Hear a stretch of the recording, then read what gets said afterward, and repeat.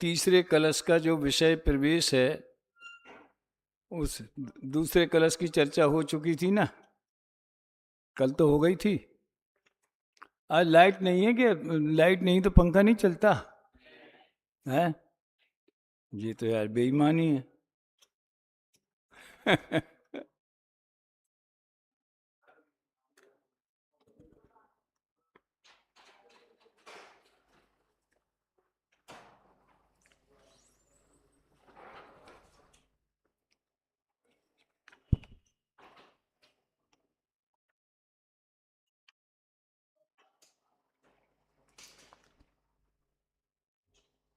Page number 47 निकालो।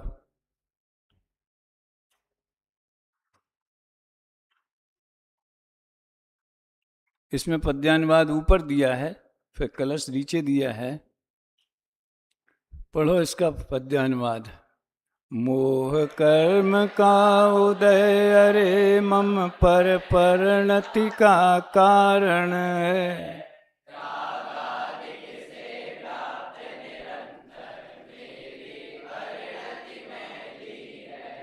शुद्ध एक चैतन्य मात्र में अब अनुभव की परिणति में परम विशुद्धि प्रकट होवे इस समय सार की।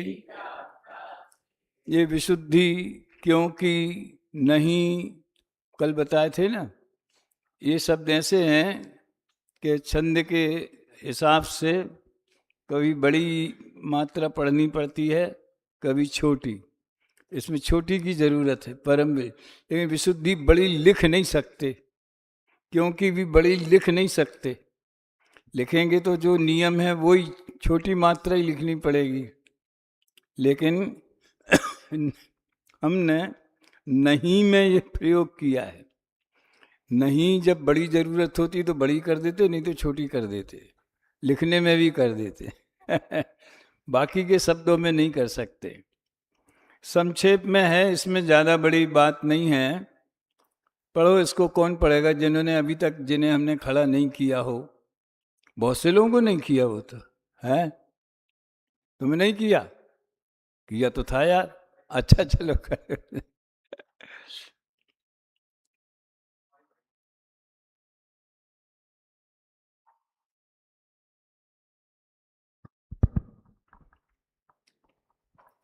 इस कलश में आचार्य देव समयसार की टीका लिखने की प्रतिज्ञा करके अपनी परिणति में मलिनता को स्वीकार करते हुए स्वयं को परम विशुद्धि प्रकट हो ऐसी भावना व्यक्त करते हैं।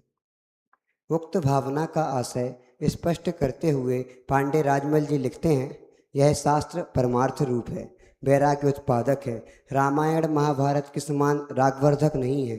आत्मा में अशुद्धता को नए विवक्षा से स्पष्ट करते हुए वे कहते हैं, पर्यायार्थिक नय से जीव वस्तु अनादि से अशुद्ध रूप परिणमित हो रही है। रागादि अशुद्ध परिणाम और जीव द्रव्य व्याप्य व्यापक रूप होकर परिणमते हैं, उसमें मोह कर्म का उदय निमित्त मात्र है। पंडित जयचंद जी छावरा शुद्ध चैतन्य मूर्ति आत्मा को शुद्ध द्रव्यार्थिक नय का विषय बताते हुए भी कहते हैं कि उसकी परिणति मोह कर्म के उदय से निमित्त से मैली हो रही है। आत्मा को शुद्ध चैतन्य मूर्ति देखना शुद्ध निश्चय नय का विषय है और उसे मलिन पर्याय की दृष्टि से देखना अशुद्ध निश्चय नय या उपचरित सद्भूत व्यवहार नय है। चलो बहुत संक्षेप में है ये बातें। अच्छा पढ़ा, फ्लो भी अच्छा था, उच्चारण भी बढ़िया था। मुझे इसमें केवल इतना बताना है कि जिन्होंने ये कलश लिखा है वे कौन थे, कौन सी भूमिका में थे। वे अमृत चंद्राचार्य 6वें 7वें गुणस्थान की भूमिका में थे। वे भी ये कहते हैं कि मोह के उदय के निमित्त से मेरी परिणति मैली है। तो क्या मैल होगा उनकी परिणति में, बताओ? बोल बेटा। हाँ तू बोल रहा है ना, खड़ा हो जा। खड़े खड़े खड़े। 7वें गुण स्थान में ध्यान अवस्था रहती है, वो 6वें गुण स्थान में आया तो शास्त्र लिखने का परिणाम हुआ शुभ भाव। तो शुभ भाव भी जो है वो है मतलब छोड़ने योग्य है। मलिनता है शुभ भाव, सातवें को संसार क्यों का याद कारण कर है। रहे हो? सातवें से क्या मतलब है? सातवें में तो कोई विकल्प ही नहीं है टीका लिखने का। छठवें में लिखने का विकल्प आया, मतलब लिख रहे हैं वो, तो वो शुभ भाव है और शुभ भाव संसार का ही कारण है। शाबाश। क्या नाम? वैभव जैन। वैभव। मैं भूल स्वयं के वैभव। बैठो। बड़ा सही जवाब दिया इसने, ताली बजाओ इसको। ये कहाँ कहाँ पढ़ा तुमने? ये कहाँ सुना, कहाँ पढ़ा? जेपीजी दोषी class. Very good. Thank you sir. हैं? गुरुदेव इस बात को बहुत रस लेकर के और गंभीरता से कहते हैं कि हमारे तुम्हारे जैसी मलिनता तो उनको है नहीं। कौन सी? खाना पीना, विषय भोग भोगना, घूमना फिरना, लड़ना बिड़ना, दोस्ती करना, नफरत करना। ये जो अपन लोग जिस जीवन जीते हैं ना, गृहस्थ लोग और खासकर प्रथम गुण स्थान के चक्रवर्ती हैं। वैसे तो अपन मुनिराज तो वैसे है नहीं, तो उन्हें तो विकल्प आएगा। और आचार्य को 3 तरह के विकल्प मुख्य होते हैं। टोडरमल जी ने जहाँ आचार्य परमेष्टि का स्वरूप बताया है, तो धर्म के लोभी जीवों को धर्म का उपदेश देते, लोभियों को जो धर्म सुनना चाहते, चाहे जहाँ नहीं बांटते फिरते। दूसरा, जो दीक्षा लेना चाहते हैं उन्हें दीक्षा देते हैं। ख्याल में आए ना? और इसी तरह एक और है, मेरे ध्यान में नहीं आ रहा है, किसी के ध्यान में हो तो बता सकता है। एक और है, हाँ, दोष लगने पर प्रायश्चित देते हैं। ये आचार्यों की भूमिका के मुख्य विकल्प हैं। लेकिन आचार्य मुनिराज भी तो है ना। इसलिए 5 महाव्रत, 5 समिति, 3 गुप्ती, 13 प्रकार का व्यवहार चारित्र, इसे वे मलिनता कह रहे हैं। तो फिर हमारे तुम्हारे जो शुभाशुभ राग हैं उसकी तो क्या बात करना, यूं समझो बस। दूसरा, पांडे राजमल जी की टीका सचमुच में बहुत गहरी और गंभीर है। ये 400 वर्ष पुरानी टीका है। बनारसी दास जी के पहले ये टीका लिखी गई थी, ठीक है? क्योंकि बनारसी दास जी ने इसी टीका के आधार से नाटक समय सार बनाया है। दादा तो अपने प्रवचन में बार बार कहते हैं, संभव है उन्होंने आत्मख्याति भी न पढ़ी हो, संस्कृत की जो मूल अमृतचंद्र की है, लेकिन टीका जरूर, क्योंकि वो उस समय के गद्य के अनुसार है। आज उसका हम एक पैराग्राफ भी नहीं पढ़ सकते, लेकिन आप प्रयोग कर सकते हैं। कहीं उसकी हस्तलिखित प्रति मिल भी सकती है, तो उसको आप उससे पूछो अपना। एक है ना आजकल AI, उसमें डाल दो और बोलो इसको बिल्कुल शुद्ध आधुनिक हिंदी में कर दो, तो वो कर देगा। ये काम बहुत आसान हो गया ये अब हैं। कल ही हमारे राकेश जी कह रहे थे, जो बालचंद जी मुनि की टीका है समय सार की, और भी आचार्यों की मिली है, हस्तलिखित है, हले कन्नड़ में है, तो वो AI सब कर देगा। खैर, तो पांडे राजमल जी ने कितना स्पष्ट लिख दिया, रामायण महाभारत के समान रागवर्धक नहीं है। कैसा है ये शास्त्र? परमार्थ रूप है और वैराग्य उत्पादक है। परमार्थ रूप माने शुद्ध आत्म तत्व को दिखाने वाला है, और वैराग्य वो, देखो समय सार में जो एक निर्जरा अधिकार में कलश आता है, सम्यक दृष्टि को नियम से ज्ञान और वैराग्य शक्ति होती। शक्ति माने वो त्रिकाली शक्ति नहीं, शक्ति माने उसकी पर्याय में उस जाति का परिणमन होता है, उसको भी शक्ति बोलते हैं। तो ज्ञान माने क्या? स्व पर भेद विज्ञान, आत्मज्ञान, इसका नाम है ज्ञान। और राग की रुचि नहीं होना, क्या बोला? शुभाशुभ राग की रुचि नहीं होना, इसका नाम है वैराग। बाह्य त्याग में झलकना, दीक्षा ले लेना, वो वैराग्य तो बहुत ऊंची चीज है। समझ में आया? अब चक्रवर्ती भी हैं और युद्ध भी कर रहे हैं, बहुत सारे 6 खंड की विभूतियां भी हैं, तो भी वे वैराग्य शक्ति वाले। क्या बात है भाई, तेरा कनेक्शन किधर है?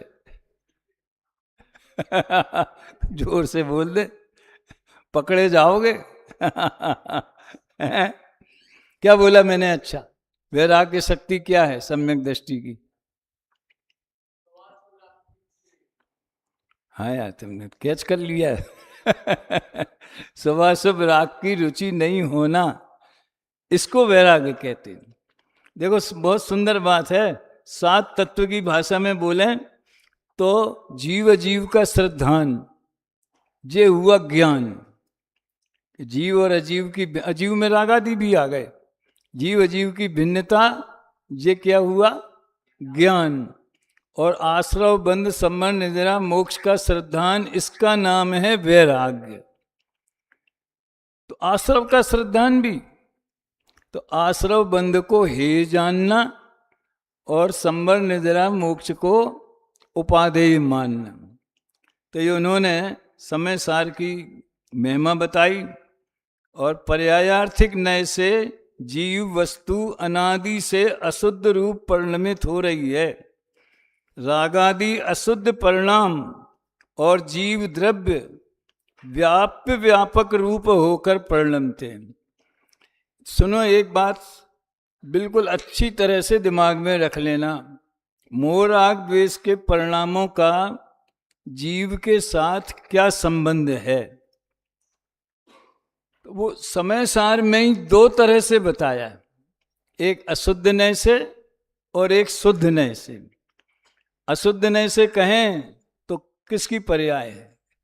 किसकी पर्याय में हुए? पुद्गल में के आत्मा में हैं? अशुद्ध नय से। ये आत्मा की अशुद्ध पर्याय है, इसलिए आत्मा ही उसमें व्यापक है।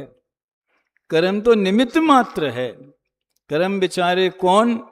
भूल मेरी अधिकाई, और जड़ कर्म घुमाता है मुझको मिथ्या भ्रांति रही। स्वामी जी ने जब दीक्षा ली थी श्वेतांबर आमनाय में, उसके 1 साल बाद ही उन्होंने ये उन्हीं की शास्त्रों में से निकाल के चैलेंज किया। क्या? कर्म से विकार नहीं होता है, वो निमित्त मात्र है। कर्म जीव को जबरदस्ती विकार नहीं कराते, आत्मा स्वयं अपनी को भूल के विकार करता है। ये पहला पाठ है जैन धर्म का, है?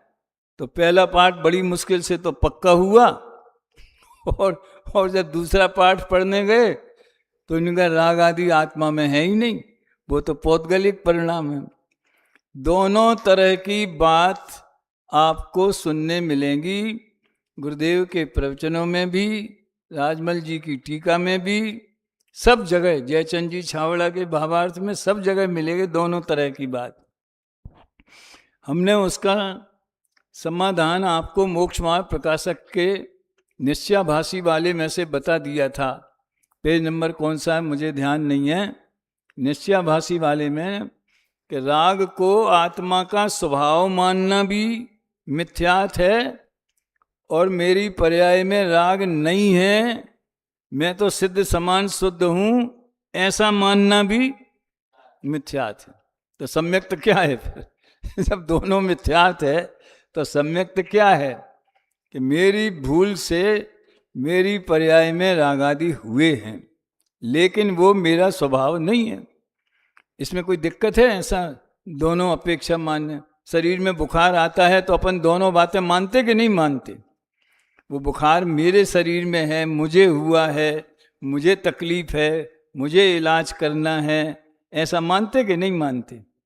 तो फिर भी अगर वो अपना स्वभाव माने तो हम उसे दूर क्यों करें? फिर उसे दूर करने के लिए इलाज क्यों करें? तो हम उसे स्वभाव नहीं है ऐसा भी मानते हैं, और विकार है ऐसा भी मानते। इसलिए इसमें कोई विरोध नहीं है। क्या बोला? तेरे को आया समझ में? क्या नाम? गौरव। इसमें कोई विरोध नहीं है। ये बातें इसमें समझने की हैं। बाकी प्रवचन में से निकाल निकाल के बताएं तो बहुत ही ज़्यादा विस्तार हो जाएगा, इसलिए मैं अभी कुछ नहीं कहता। मुझे बताना थी पहली गाथा का विषय प्रवेश। देखो ये आपके कोर्स में है कि नहीं है, लेकिन आइडिया लगाने के लिए बढ़िया है। 12 गाथाओं का थीम क्या है, आप हर एक की विषय प्रवेश पढ़ते जाएं तो उससे हो जाएगी। उसकी चर्चा हम बाद में करेंगे। पहले जो अभी निकला है ना, ये चौथे कलश पे सम्यक्त वस्तु क्या है, सहज साध्य है, यत्न साध्य नहीं है। इसका मतलब समझते हैं आप? जरा निकालना वो 243 पेज। वो कहाँ चला गया काशीराम?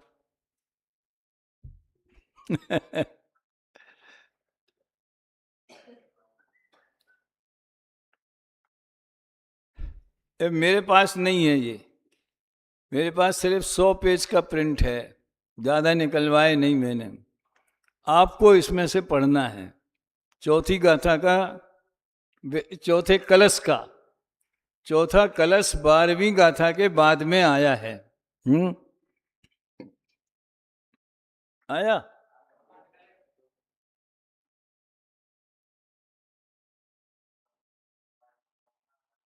विषय प्रवेश लिखा है?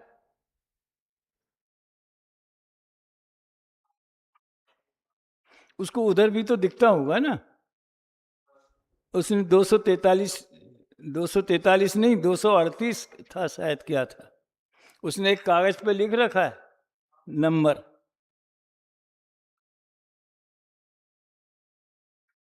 वो उसके आधार से अपने को चर्चा करना है, बहुत मार्मिक है। आ गया? चलो गौरव तुम पढ़ोगे? पढ़ो। 8वीं से 12वीं गाथा में निश्चय व्यवहार न्यायों की हेतुपादेयता की चर्चा का सार हेयोपादेयता की चर्चा का सार बताते हुए आचार्य देव ने चौथे और 5वें कलश की रचना की है। दोनों न्यायों का यथार्थ स्वरूप न समझने के कारण उनमें जो विरोध दिखाई देता है उसे शास्त्र शैली से दूर करते हुए नए विकल्पों से रहित आत्मानुभूति की दशा का चित्रण भी किया गया है। इस कलश में शात की महिमा बताते हुए आचार्य देव कहते हैं, जो पुरुष शात कर पद से अंकित जिन वचनों में रमते हैं वे स्वयं ही मोक्ष का नाश करके परम ज्योति में समय सार का अनुभव करते हैं। इस कलश की टीका में पांडे राजमल जी ने अनेक ध्यानाकर्षक बिंदु प्रस्तुत किए हैं, जो इस प्रकार हैं। पहला, वचन तो पुद्गल है, उसकी रुचि से स्वरूप की प्राप्ति नहीं होती। वचनों द्वारा कही जाने वाली उपाधि रूप जीव वस्तु का अनुभव करने पर फल की प्राप्ति होती है। दूसरा, शुद्ध जीव वस्तु का अनुभव होने पर दोनों नए विकल्प झूठे हैं। तीसरा, यह जीव इतना काल बीतने पर मोक्ष जाएगा, ऐसी नोट केवल ज्ञान में है। संसार में भ्रमण करते हुए जीव का जब अर्धपुद्गल परावर्तन मात्र काल शेष रहता है तभी वह सम्यक उपजाने योग्य है। इसका नाम काललब्धि कहलाता है। यद्यपि सम्यक्त रूप जीव द्रव परिणमता है, तथापि काललब्धि के बिना यदि करुण उपाय भी किए जाए तो भी वह जीव सम्यक रूप परिणमन के योग्य नहीं है, ऐसा नियम है। इसमें जानना है कि सम्यक वस्तु यत्न शात नहीं है, सहज रूप है। शात का स्वरूप स्पष्ट करते हुए पंडित जयचंद जी छाबड़ा कहते हैं कि जिन वचन कथनचित विवक्षा से विरोध को मिटाते हैं, प्रयोजन व शुद्ध द्रव्यार्थिक को मुक्त करके निश्चय कहा जाता है, और अशुद्ध द्रव्यार्थिक रूप पर्यार्थिक को गौर करके व्यवहार कहा जाता है। वस्तु स्वरूप का निरूपण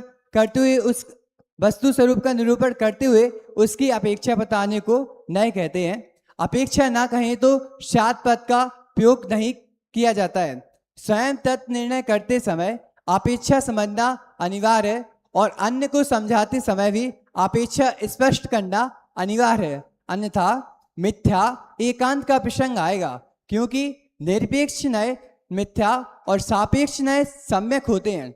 वस्तु का प्रतिपादन करते समय बार बार न्याय बताना आवश्यक नहीं है, परंतु वक्ता के अभिप्राय में न्याय होना चाहिए और श्रोता को वक्ता का अभिप्राय समझना चाहिए। कैसा लगा? बैठो। तुम लोगों के बोलने में शब्द टूटते हैं, उसका कारण यह है कि पहली बार आप वो पढ़ रहे हो, वो अनसीन पैसेज है अभी आपके लिए, है ना। लेकिन दोबारा आप एक दो बार पढ़ लोगे तो मेरी ख्याल से फिर वो फ्लो जैसा चाहिए वैसा आ जाना चाहिए। हमारा उद्देश्य ये नहीं है कि आप बहुत अच्छे समाचार वाचक बन जाएं, लेकिन पढ़ने में प्रभाव तो होना ही चाहिए ना। अभी तो मुझे दूसरी बात कहना है कि इसमें 2 दिन के प्रवचन पर जो गुरुदेव श्री ने बोला है वो सब बातें पॉइंट इसमें आ गई।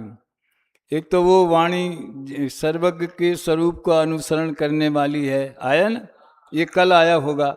वचन तो पुद्गल हैं, तो वचनों को नमस्कार क्यों करना। तो उन्होंने कहा भैया वो वाणी सर्वज्ञ के स्वरूप को यानी वस्तु स्वरूप को बताने वाली। दूसरी जो आज की महत्वपूर्ण चर्चा है कि जब जीव का अर्धपुद्गल परावर्तन काल शेष रहता है तब सम्यक्त होने योग्य होता है। इस बात को सर ने अच्छी तरह समझाया होगा या फिर और भी समझा देंगे, हैं? इसका मतलब क्या है? मैंने अभी गुरुदेव के प्रवचन में भी है। क्यों भैया तुम क्यों खड़े?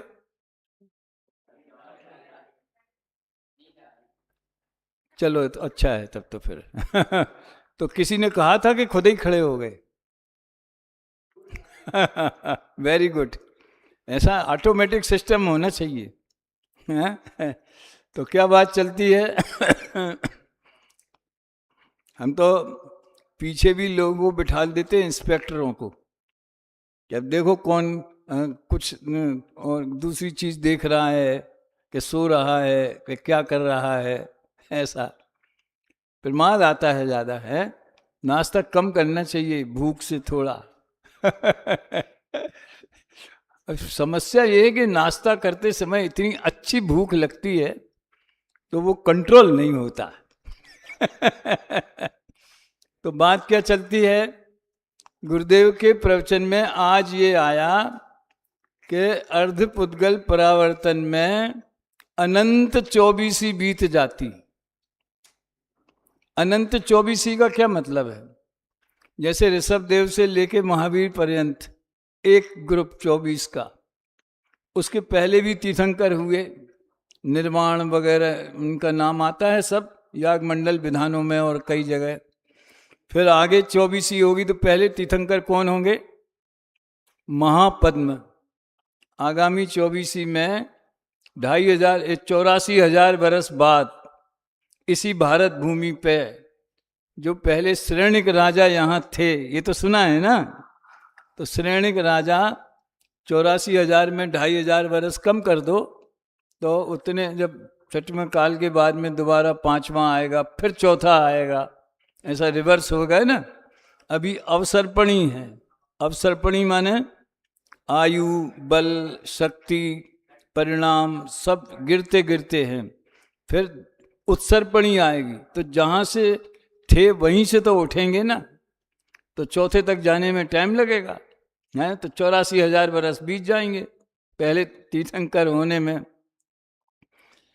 उनसे लेके फिर एक कोड़ा कोड़ी सागर, जैसे ऋषभ से लेके महावीर पर्यंत कितने वर्ष हुए, कितना काल बीता। वर्ष की तो क्या गिनती, कितना काल बीता ऋषभ देव से लेके महावीर पर्यंत। एक कोड़ा, चौथे काल का कितना समय है? एक कोड़ा कोड़ी सागर। कोड़ा कोड़ी 1 करोड़ इंटू 1 करोड़ सागर। सागर का क्या है ये भी आप थोड़ा बहुत जानते हो तो जानते हो, कितने गड्ढे खोदते हैं, फिर वो है ना, सब है अलौकिक गणित तो फिर ऋषभ देव महापद्म से लेके अंतिम तीर्थंकर तक फिर एक कोड़ा कोड़ी सागर हो जाएगा। तो ऐसे 1/24 ये, 1/24 वो, फिर 1/24 आगे, फिर 1/24 आगे, फिर 1/24, अनंत 24 बीत जाएं तब अर्ध पुद्गल परावर्तन टाइम फैक्टर है वो। वैसे तो ये जीव अगर संसार में भ्रमण करा, निगोद से निकला, तो अनंत बार इसने पुद्गल परावर्तन किया है, पूरा, अर्ध नहीं, पूरा। पुद्गल परावर्तन का नाम तो सुना होगा ना, द्रव्य परावर्तन, क्षेत्र परावर्तन, काल परावर्तन। तो वो क्या कहना चाहते हैं, जब तक मोक्ष जाने का समझ लो एक फिक्स पॉइंट है, टाइम फैक्टर है, हर जीव का अलग अलग है। तो जो जीव अर्ध पुद्गल परावर्तन के से ज्यादा जिसको अभी टाइम है, वो मान लो देवगति में भी होवे, सम्मुसरण में भी बैठा होवे, तो भी सम्यक्त का पुरुषार्थ नहीं करेगा, कर सकता नहीं है ऐसा बोलो, या उसकी योग्यता ही नहीं है, करेगा ही नहीं। और जो जीव निगोद में होवे, लेकिन अगर उसके अर्ध पुद्गल परावर्तन की रेंज के भीतर आ गया, समझ में आया ना, उस सीमा के अंदर आ गया, तो वो सम्यक होने के योग्य हो जाता है। सम्यक दर्शन होने की कितनी कंडीशन है? पहली कंडीशन तो ये है कि सम्यक अर्ध पुद्गल परावर्तन से किंचित न्यून, ये भी लिखा है, किंचित कम काल शेष रहे, काय में, मुक्त होने में, या संसार की लिमिट उतनी रहे, तब वो सम्यक्त होने योग्य हो जाता है। अब श्रद्धा गुण तो उसके पहले भी था, समझने की बात है जरा। फिर दूसरी कंडीशन, फिर वहीं पड़े पड़े सम्यक्त का पुरुषार्थ हो जाएगा, ऐसा नहीं है। फिर संगी पंचेंद्री होगा, फिर वो पूरी समझ लो लब्धियां होंगी, देशना लब्धि, क्षयोपशम लब्धि, विशुद्धि लब्धि इत्यादि इत्यादि। तो उसमें उन्होंने क्या बताया है कि ये जीव अमुक काल बाद मोक्ष जाएगा, ऐसी नोंद, वो डायरी में कोई चीज लिखते हैं ना, उसको बोलते हैं नोंद कर लो। अभी भी गुजराती में ग्रामीण एरिया में नोंद किया हुआ है, नोंद माने डायरी में नोट किया हुआ है। तो ये जीव इतने काल बाद मोक्ष जाएगा, ऐसी नोंद केवल ज्ञान में है। तो भगवान के पास डायरी होगी कोई, हर एक का अकाउंट लिखा होगा, है? तो डायरी तो है, मगर केवल ज्ञान ही डायरी है। और उसमें हम कब मोक्ष जाएंगे, तुम कब मोक्ष जाओगे, कौन कब जाएगा, नहीं जाएगा वाली तो बात यहाँ इस बाउंड्री में है नहीं। यहाँ तो सब जाएगा वाली बात है? तो ये ज्ञान में झलकता है। वो केवल से ढूंढते नहीं है कि ये लड़का कब जाएगा, ये लड़का कब जाएगा, सेकंड ईयर वाले कब जाएंगे, ज्ञानोदय वाले कब जाएंगे, ट्रस्टी कब जाएंगे समझ में आया ना? ऐसा पर्टिकुलर एक एक का लिखा हुआ हो ऐसा नहीं है। जैसे मान लो यहाँ दूर एक दर्पण लगा दिया जाए, तो उसके सामने की बहुत सी चीजें अपने आप झलकेंगी। ऐसे उनके ज्ञान में लोकालोक झलकते, जिसमें ऐसा प्रभु का केवल ज्ञान। सुना है? ये कौन सा भजन है? कहीं तो है, अरे पूजा पीठिका में तो है ही एक भजन, लोकालोक झलकते जिसमें सा प्रभु का लीन रहे निज शुद्धात्म में, प्रतिक्षण हो आनंद महान, ज्ञायक पर दृष्टि जम जाए जब जिनवर आया हो गया ना? चलो कभी कभी वो बोल दिया करो तुम उसमें टाइम पास में तो ये तो कई जगह आता है। ये तो अपने इसमें है ना, क्या दर्पण तले सकला, और रत्नगढ़ साहब का चार्य का पहला कौन सा है? नमः समय साराय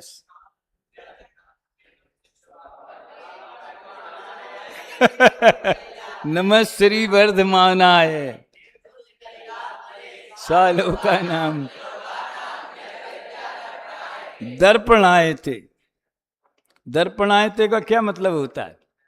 दर्पण इव आचरति, ये तद्धित समास कृदंत इनमें आता है। देखो, जब हम तो एमकॉम करके 3 साल बाद भर्ती हुए थे। 3 साल बाद ही खुला था विद्यालय, वो सन 77 में। 74 में हमने एमकॉम किया। तो वो भैया लघु सिद्धांत कौमुदी का जो था ना, भवादी गण, उसमें प्रत्याहार बनाना और और फिर सूत्र बनाना और सूत्र से फिर उस सिद्धि करना, तो ऐसा लगता था जैसे सुमेरु पर्वत ढो रहे हो माथे पे। बड़ा मतलब कष्टदायक था। लेकिन जब उसमें वो आया तद्धित कृदंत समास, तब हमें लगा यार व्याकरण सचमुच में पढ़ने लायक चीज है।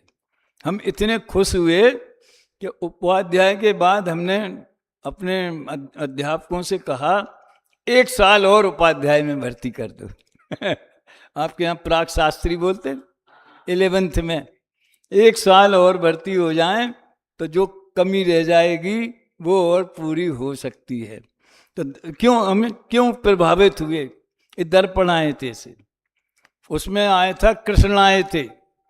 कृष्णायते माने कोई व्यक्ति बढ़िया मोर मुकुट लगा करके और वैसा बंसरी लेकर के कृष्ण जैसा आचरण करता है। कृष्ण इव आचरति कृष्णायते। तो यद विद्या दर्पणायते, दर्पण इव आचरति, जिनकी विद्या दर्पण के समान आचरण करती है। तो दर्पण क्या करता है? चमकता रहता है। वो किसी से कहता तो नहीं है कि तुम मेरे भीतर आ जाओ, लेकिन उसके चमक में ही पदार्थ झलकते हैं। तो भगवान के ज्ञान में सब झलकता है। इसमें से क्रमबद्ध पर्याय की सिद्धि होती कि नहीं होती? अब सबसे बड़ी समस्या ये है कि अगर सभी झलकता है तो फिर हमें पुरुषार्थ करने से क्या फायदा और पुरुषार्थ करने की क्या जरूरत? इसके बारे में आप लोगों ने कुछ सोचा हो तो बताएं। बात समझ में आई मैं प्रश्न क्या पूछ रहा हूं? सारी दुनिया का प्रश्न है। अभी भी अच्छे अच्छे महापंडितों का, न्यायाचार्यों का, किसी को भी कुछ बोलो, वैसे इनडायरेक्टली सभी बोलते कि जितनी चाबी भरी राम ने उतना चले खिलौना। यानी हम तो सब कठपुतली हैं, वो ऊपर से हिलाता रहता है, सब उसकी मर्जी के अनुसार होता है। मतलब उनमें और अपने में क्या अंतर है? वो कहते हैं ईश्वर की मर्जी के अनुसार होता है, हम कहते हैं ईश्वर के ज्ञान के अनुसार होता है। क्या फर्क समझ में आया? मर्जी माने वो चाहे, अब वो तो वीतराग है। अपने यहाँ तो भगवान वीतराग हैं, तो वो क्यों चाहेंगे कि ये जल्दी मोक्ष चला जाएगा, ये देरी से जाएगा, ये हो जाए। कौन कब जाएगा ये जानते जरूर हैं, वो निश्चित नहीं करते हैं।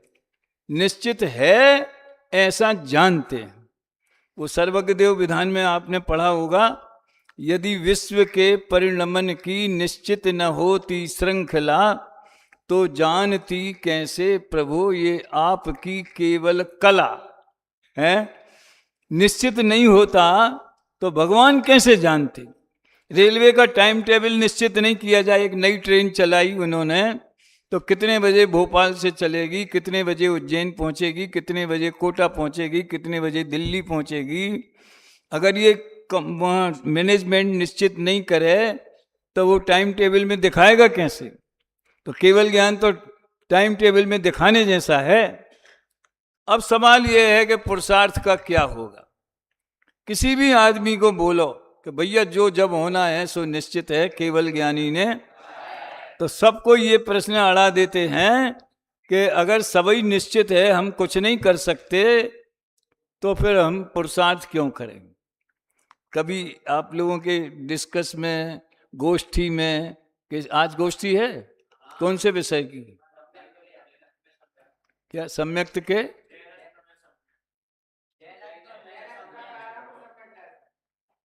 जैनत्व का प्रारंभ सम्यक दर्शन।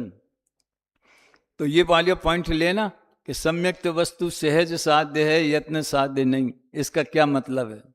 हम बता देते हैं अभी। हम बता देते हैं। सुनो, हम तो ये पूछ रहे, कभी आपके दिमाग में ये प्रश्न आया कि नहीं आया? कब आया? कई बार। उत्तर पूछा नहीं किसी से, अपने अध्यापक से, प्रिंसिपल से, वार्डन से? बोल बोल। अच्छा, क्या नाम बताया था? आदिश। और ये? अरे यार, तुम अगल बगल बैठते तुम कंफ्यूज हो जाते। नहीं, वैसे कलर से तो पहचान सकते हैं। चलो बोलो।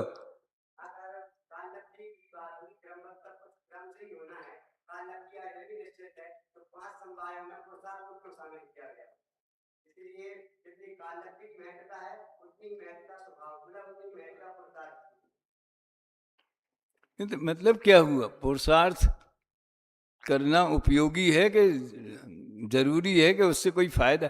हम उसमें तो लिखा है सम्यक्त के एकाल लब्धि के बिना करोड़ उपाय करे तो भी सम्यक्त नहीं होगा। थोड़ा थोड़ा कोशिश करी। तुम बोलोगे आदर्श? नहीं। अरे यार, तुम आदर्श तो बनो कम से कम। और कौन इधर से है? फाल्गुन, क्या बोलता है? अरे सीधी सिंपल बात है। ये कितना सरल प्रश्न है। मैं बताऊं, एक चुटकुला सुनाता हूं। राम की मां के 4 बेटे हैं। सुनना ध्यान से, कितना सरल है ये। राम की मां के, एक का नाम चौवन्नी, एक का नाम अठन्नी, एक का नाम रुपैया, और चौथे का नाम बताओ। इसमें कोई ज्यादा बुद्धि तो नहीं लगानी पड़ी। तो पहले ही, पहला बेटा तो पहले ही बता दिया ना। राम की माँ है तो पहले बेटे का नाम तो हमने पहले ही बता दिया। चौन्नी अठन्नी तो तुम्हें कंफ्यूज करने के लिए बोला था। ऐसे केवली भगवान सब कुछ जानते हैं, तो पुरुषार्थ भी जानते हैं कि नहीं जानते? हो गया। तो बिना पुरुषार्थ के हो जाएगा कि कौन जीव जो जिसको सम्यक्त होना है वो पुरुषार्थ करेगा कि नहीं करेगा, कैसा पुरुषार्थ करेगा, ये सब बातें। अकेला इतना ही नोट है कि ये जीव कब मोक्ष जाएगा, फिर दीक्षा कब लेगा, ये नोट नहीं है। फिर सम्यक दर्शन करेगा कि नहीं करेगा, तत्व निर्णय करेगा कि नहीं करेगा, यानी सब कुछ निश्चित है। इसमें पुरुषार्थ भी ऑटोमेटिक समा गया। और हम जो सोचते हैं कि हम पुरुषार्थ करें कि नहीं, इसका जो करने का अभिमान है वो संसार में भ्रमण करने का पुरुषार्थ है। क्या बोला? हम करेंगे, हम ये करेंगे, हम वो करेंगे। हम पर्याय के कर्तापने की जो बात आती ना है, राग के कर्तापना, सम्यक दर्शन करेंगे, मतलब वो पर्याय मुझे अपनी मर्जी से करना है, जब मैं चाहूं तब करना है। इस मिथ्या बुद्धि का नाम संसार में भ्रमण करने का पुरुषार्थ है। इसमें भी पुरुषार्थ है, लेकिन इसका फल क्या है? 4 गति में भ्रमण। तो सही क्या है कि गुरुदेव ने सबसे बड़ा महामंत्र दिया कि सब कुछ निश्चित है। ऐसा अगर हम जानते हैं तो सर्वज्ञ इस जगत में है, ऐसा जाना कि नहीं जाना? सर्वज्ञ की सत्ता का निर्णय हुआ कि नहीं? सच्चे देव जो हैं वीतरागी सर्वज्ञ, उनकी श्रद्धा हुई ना, तभी तो हम कह सकते हैं कि भगवान ने जैसा जाना है वैसा होगा। यानी कौन ऐसा बोल सकता है? जो सर्वज्ञ को मानता है वो। और जो सर्वज्ञ को जानेगा वो अपने स्वभाव को नहीं जानेगा, क्योंकि स्वभाव की श्रद्धा पूर्वक ही सर्वज्ञ की श्रद्धा सच्ची होती। क्या बोला? स्वभाव की श्रद्धा पूर्वक ही सर्वज्ञ की श्रद्धा। वो आप लोग वो सुनते हैं ना डेली, हूँ परमात्मा छू एम नक्की कर, आ जाते हैं ना सब लोग हैं।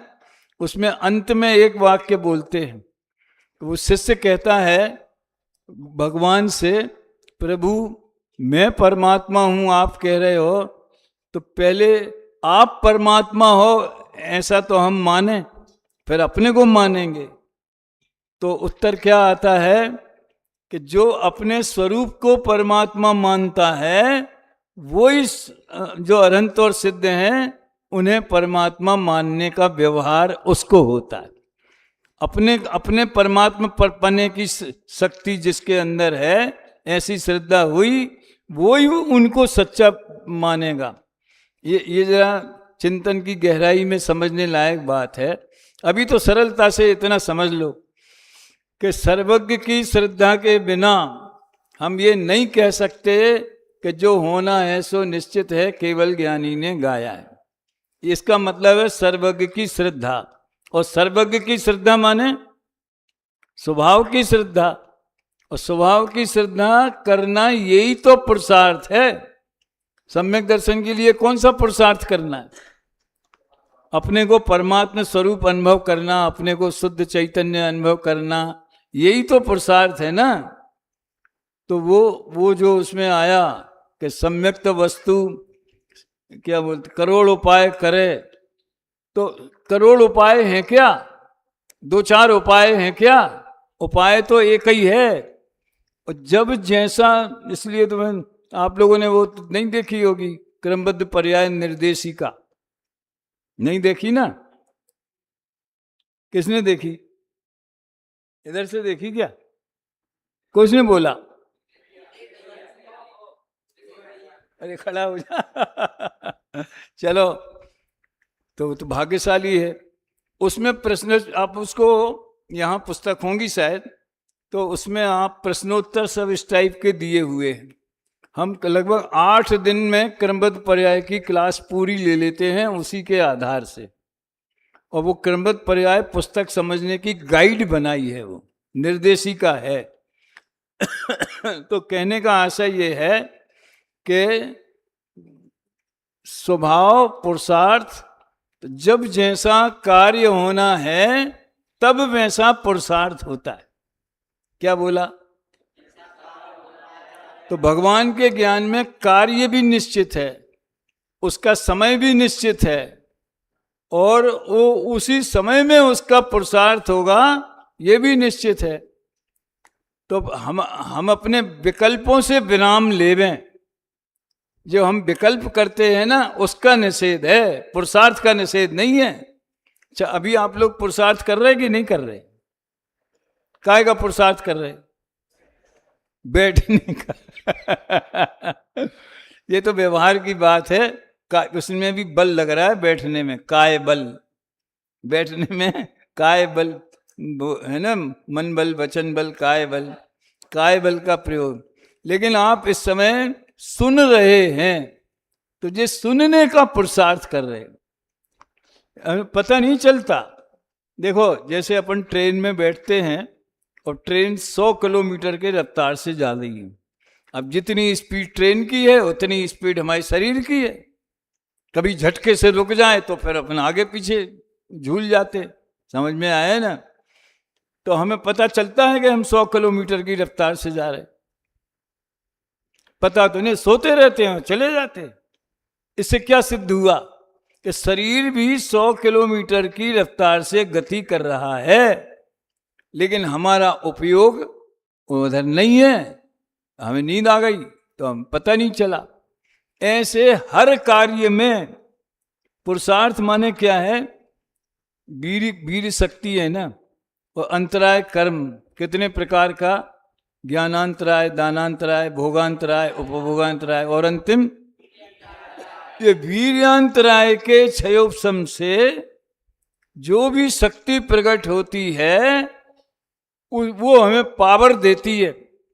जैसे ये ट्रांसफार्मर लगा है ना, उसमें पावर स्टोर होता है, या जहाँ पावर प्लांट है वहाँ पुरुषार्थ माने इलेक्ट्रिसिटी। असल में पुरुषार्थ पावर, शक्ति, ऊर्जा, उसको पुरुषार्थ बोलते हैं। तो श्रद्धा में भी वो पावर यूज, जैसे पंखे में भी इलेक्ट्रिसिटी है और गैस क्या बोलते हैं अपने एसी में भी इलेक्ट्रिसिटी है, कूलर में भी, जितने भी मोबाइल चार्ज करते हैं तो उसमें भी इलेक्ट्रिसिटी यूज होती है। हजारों तरह के उपयोग होते हैं, लेकिन पावर तो सब में एक से ही रहता है। बिजली का स्वरूप थोड़ी बदल जाएगा। तो ऐसे श्रद्धा में श्रद्धा का पुरुषार्थ, ज्ञान में ज्ञान का पुरुषार्थ, चारित्र में चारित्र का पुरुषार्थ, शुभाशुभ भाव में चारित्र का विपरीत पुरुषार्थ। विपरीत तो इसलिए कहते हैं कि हमें मोक्ष मार्ग से विपरीत है, इसलिए, नहीं तो वो तो जो जैसा है वैसा ही है।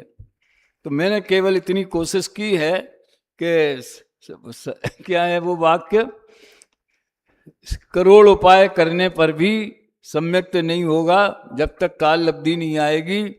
तो काल लब्धि आएगी, उस समय उपाय होगा, और अगर उपाय नहीं है तो समझ लो अभी उसकी काल लब्धि भी नहीं है। उसने कोशिश करी ना, इसने क्या नाम आदिश ने, है कि दोनों का सुमेल है। 5 समवाय में पुरुषार्थ भी है और नियति भी है, स्वभाव भी है। 5 की चर्चा आपने कभी सुनी होगी, जब अपने कोर्स में आएगी तो अपन करेंगे। अभी दूसरी क्लास भी है ना। चलो अभी यहीं विराम लेते हैं।